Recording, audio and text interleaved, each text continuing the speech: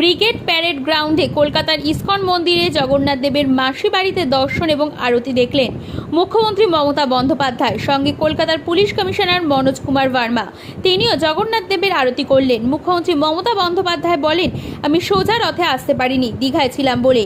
জগন্নাথ দেবের কাছে একটি চাওয়া, জগন্নাথ দেব সবাইকে শান্তি দিক, স্বস্তি দিক, এই জগৎকে রক্ষা করুক, সবাই ভালো থাকুক, সুস্থ থাকুক।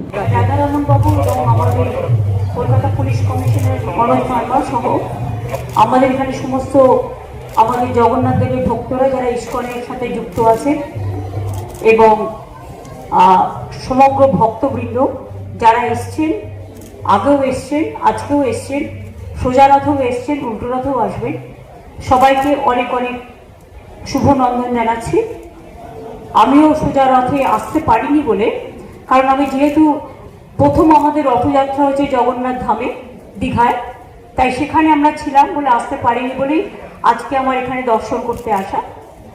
আপনারা উল্টো রথও ভালো করে শান্তিপূর্ণভাবে করুন। আপনাদের সকলের জন্য অনেক শুভেচ্ছা রইল।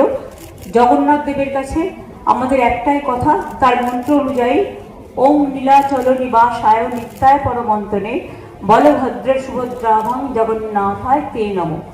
তে নমঃ, তে নমঃ, জগন্নাথায় তে নমঃ।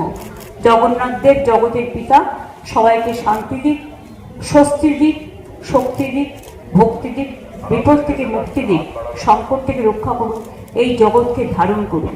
ভালো থাকুন, সকলে সুস্থ থাকুন, সুন্দর থাকুন।